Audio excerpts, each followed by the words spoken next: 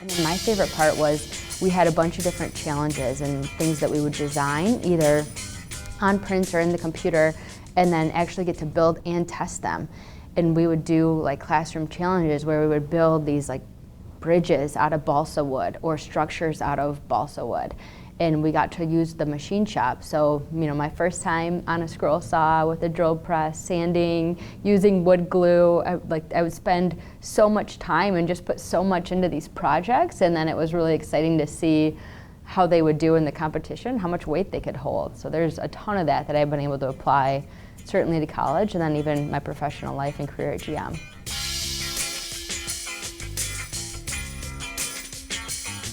Prior to getting into the CTE classes, I didn't know why I was taking the math classes I was. I was generally pretty good at it, but I didn't care a lot about it. And it was the simple question of, you know, am I ever going to use this again? And then when I started seeing how it would apply to engineering and even architecture, then it made me much more interested, and it made me care and want to learn what the teacher was presenting to us, especially, you know, science and physics classes.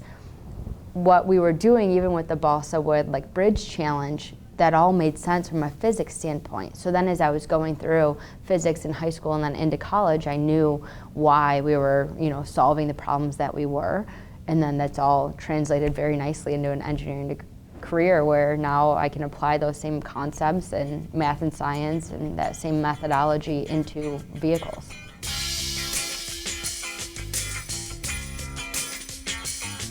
They talk a lot about like what your foundation is or what your core is. And aside from just the exposure to engineering, just the concepts of design, build, test is so important. And so I would say, you know, if you're considering adding a program, do it, because you have no idea like what you're doing for the students in that class. And then for students or even parents that are considering it, or counselors, try it out. You know, there's really nothing to lose.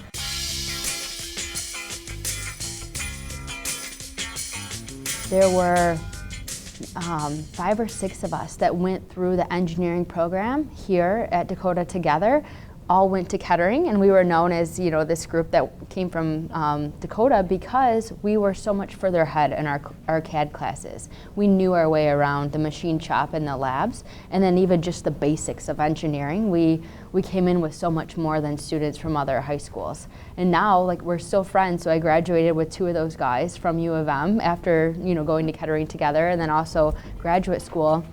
And we all are living great lives. We're good friends today.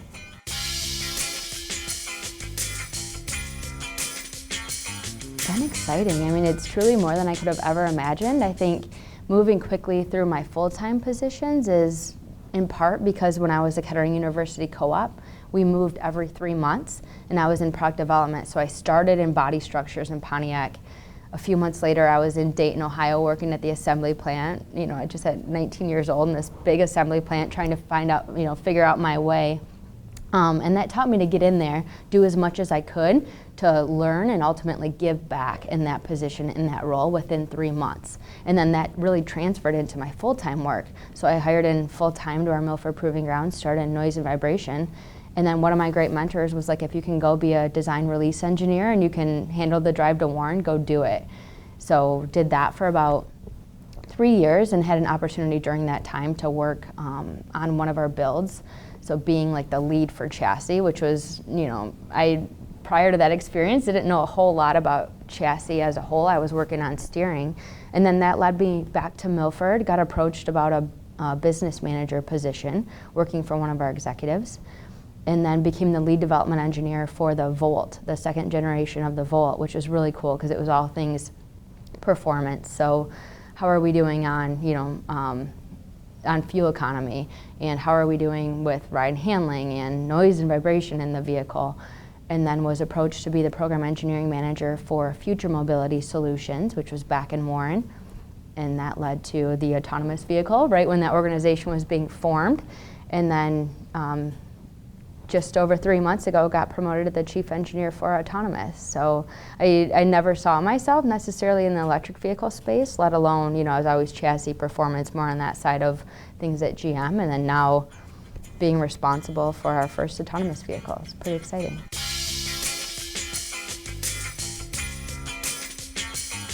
I think, we know that around like middle school age, girls start to shy away from math and science, despite the fact that they're very good at it. So although like this may look like a guy's shop, it smells lovely in here, but it otherwise isn't somewhere that women necessarily see themselves or the young ladies want to be.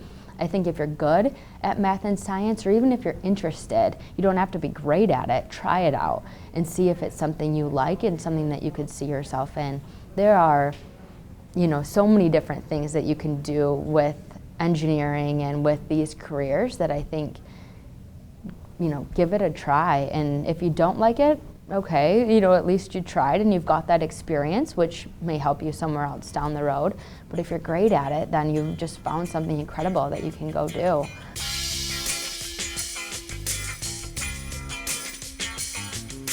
I think, take it all in. Every one of these experiences is just an opportunity to learn something, or even negative experiences I think you can get a lot out of, but as you're going through them it's tough, or you don't like it, or it's just not fun. I'd say get what you can out of it. So whether that's like a class or a project that you're working on, or even as you're going through your education and being exposed to people and the relationships and teamwork side of it, I think just really immerse yourself in it and learn everything you can, because you'll need it later and you'll be glad that you have it.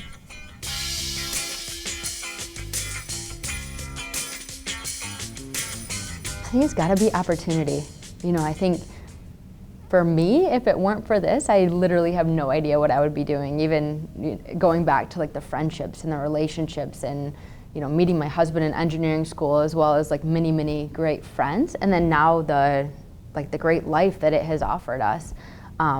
It all comes back to this program and the fact that I took a chance and tried it out and loved it.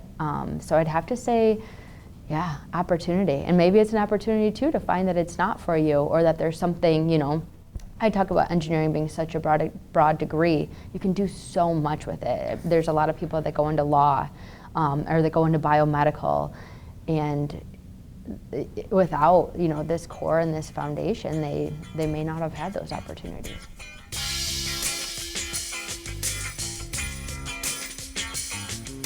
I can't say enough, how important this program is and how it truly opened my eyes to engineering. And if it weren't for this program, I wouldn't be where I am. So I'm super thankful for it. And then even, for the friendships and the people that I can come back here and still see teachers and come back here with friends that, one of them lives on my leg, and my best friend I met in this program, and we're still best friends today. So I think it's super cool, and just thank you for doing this.